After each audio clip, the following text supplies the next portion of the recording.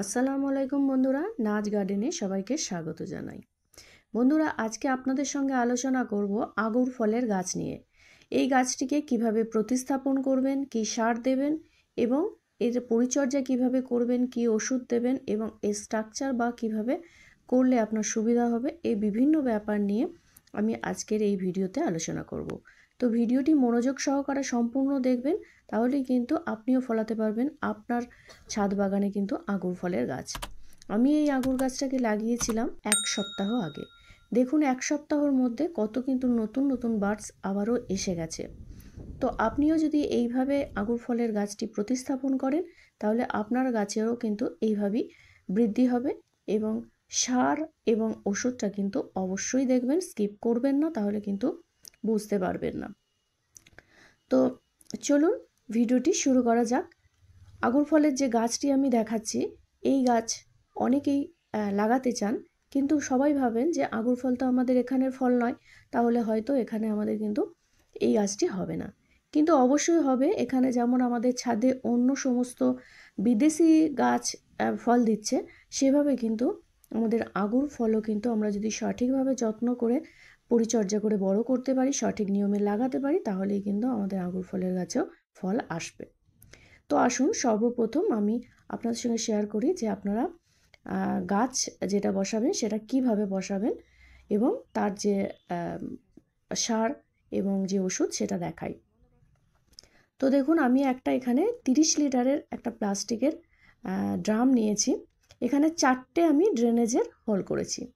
এই 4টে ড্রেনেজ হলে দেখুন আমি যে খোলাম কুচি দিয়ে আমি এগুলোকে ভর্তি করে দিচ্ছি।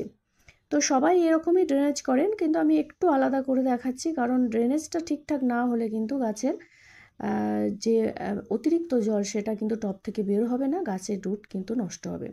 দেখুন আমি এখানে সুতি কাপড় এগুলো ব্যবহার করছি। এগুলো যে কোনো ড্রেনেজ, যেগুলো জল নিষ্কাশন হয়, যে কোনো একটা জিনিস আপনি দিতে পারেন, বস্তা দিতে পারেন, বা আপনি এখানে নেটও ব্যবহার করতে পারেন। এই যে কাপড়টা দেওয়ার কারণ হচ্ছে, আমরা যে খোলাম কুচিগুলো দিলাম তার পাশ দিয়ে কিন্তু ফাঁকা থেকে যায় ড্রেনেজের জন্য, যে জলটা বের হবে তার জন্য। তো তার উপরে যখন আমরা বালি দিই, ওই ফাঁকা দিয়ে কিন্তু অনেক সময় বালিটাও বেরিয়ে যায়।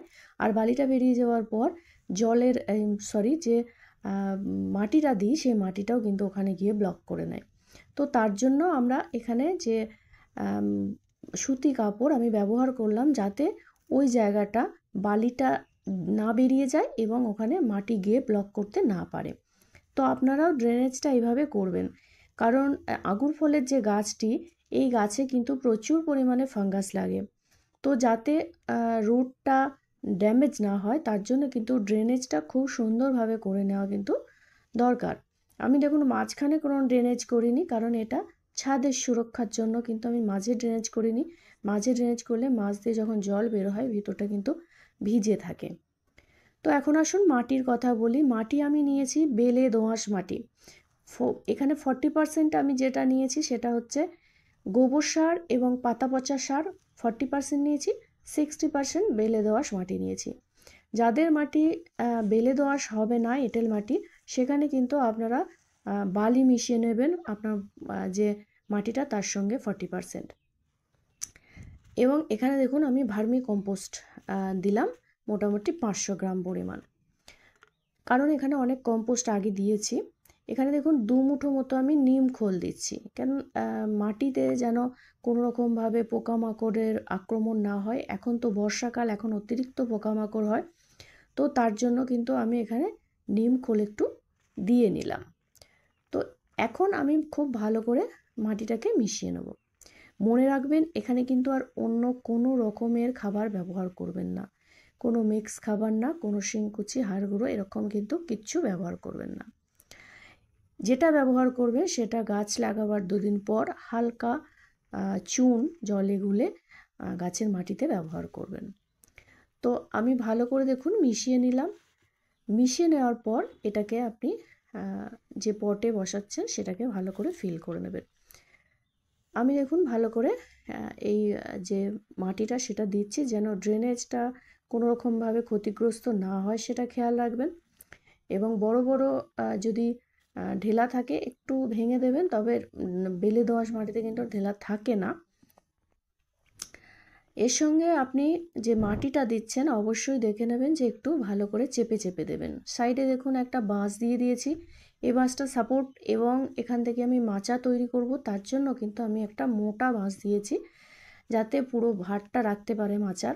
যদি আপনার আলাদা করে মাচা বসানো থাকে, কড়া তৈরি করা থাকে, তাহলে কিন্তু আপনার এত মোটা দেওয়ার দরকার নেই। সাপোর্ট দেওয়ার জন্য বা গাছ শুধুমাত্র মাচায় তোলার জন্য যতটুকু সাপোর্ট লাগে ততটুকু দিলেই কিন্তু হবে। আমার দেখুন গাছের রুটটা খুব সুন্দর আছে। এই রুটটা কিন্তু কখনোই ভাঙার চেষ্টা করবেন না, ভাঙলে কিন্তু রুটটা ড্যামেজ হলে আপনার গাছটা কিন্তু ধরতেও দেরি হবে আর নাও ধরতে পারে, গাছটা মারাও যেতে পারে। তো এইভাবে দেখুন বসিয়ে দিলাম এবং একদিকে একটু সাইড করে কেন বসালাম, কারণ আমার যে গাছটি সেটা যেন খুব ভালোভাবে বাঁশটির সঙ্গে সাপোর্টে উঠতে পারে, তার জন্য একটু বাঁশের দিকে ঠেলে বসালাম। এভাবে ভালো করে চেপে চেপে মাটিগুলো দেবেন, ভেতরে যেন কোনো এয়ার গ্যাপ না থাকে, এভাবে মাটিগুলো দিয়ে দেবেন। এখন এই গাছটি প্রতিস্থাপন করার পর কোনো রকমভাবে খাবার এখন দেবেন না, যতদিন না পর্যন্ত এর গ্রোথটা খুব ভালো হচ্ছে ততদিন পর্যন্ত খাবার দেবেন না, কারণ এখানে প্রচুর পরিমাণে কিন্তু কম্পোস্ট দেওয়া আছে, গ্রোথের জন্য কিন্তু এনাফ। এখন এই গাছে কিন্তু ফল আসবে না, ফল আসবে কিন্তু মোটামুটি ফেব্রুয়ারির পর। তো এখন শুধুমাত্র গাছটাকে আপনার বড় করে নিতে হবে, বাকি পরিচর্যা পরে দেখাবো, কিন্তু এই মুহূর্তে যেগুলো হচ্ছে সেগুলো হচ্ছে আপনার গাছের আর কি পরিচর্যা আপনি করবেন। দেখুন আমি ভালো করে কিন্তু এই গাছটির গোড়াটা মাটি দিয়ে ভর্তি করে দিলাম। এখন এই গাছে আমি বললাম যে প্রচুর পরিমাণে ফাঙ্গাস লাগে, তো গাছটি প্রতিস্থাপন করার পর আপনাকে অবশ্যই ফাঙ্গিসাইড স্প্রে করতে হবে, বিশেষ করে বর্ষাকালে প্রচুর পরিমাণে ফাঙ্গাস লাগে। আর মোটামুটি সপ্তাহে একদিন তো অবশ্যই ফাঙ্গিসাইড স্প্রে করবেন এবং দেখবেন যদি কোনো পুরনো পাতা থেকে থাকে অবশ্যই বাদ দিয়ে দেবেন, কারণ এই পুরনো পাতা থেকেও কিন্তু অনেক সময় ফাঙ্গাস ছড়িয়ে যেতে পারে। যখন জল দেবেন ভরপুর কিন্তু জলটা দিয়ে দেবেন, ড্রেনেজ দিয়ে বেরিয়ে যাওয়ার পর কিন্তু যে এয়ার গ্যাপগুলো থাকবে সেগুলো কিন্তু মরে যাবে। তো এইভাবে দিন, আর সপ্তাহে অন্তত একবার ফাঙ্গিসাইড স্প্রে করুন। গাছের গোড়াতে 1 সপ্তাহ পর, প্রতিস্থাপনের 1 সপ্তাহ পর হিউমিক অ্যাসিড 1 চামচ আর হাফ চামচ চুন, যদি আপনার মনে হয় আপনার গাছের যে গ্রোথ কম আছে তাহলে হাফ চামচ আপনি যে রুট হরমোন সেটা দিয়ে দেবেন, রুটের গ্রোথ কম থাকলে কিন্তু ওটা খুব ভালোভাবে কাজ করবে। তো দেখুন আমি এইভাবে একটা সেট আপ করে দিয়েছি, মাচা করে দিয়েছি, সাইড দিয়ে এই মুহূর্তে এখন তুলছি, উপরের দিকে এখন এই মুহূর্তে মাচাটা করিনি, গাছটা যত বড় হবে আমি উপরের দিকেও সুন্দর করে মাচা করে দেবো। আস্তে আস্তে আপনাদের সঙ্গে আমি সবই শেয়ার করব। অবশ্যই মাসে একবার করে কীটনাশক স্প্রে করবেন। দেখুন 1 সপ্তাহের মধ্যে কত নতুন নতুন বার্ডস কিন্তু চলে এসেছে।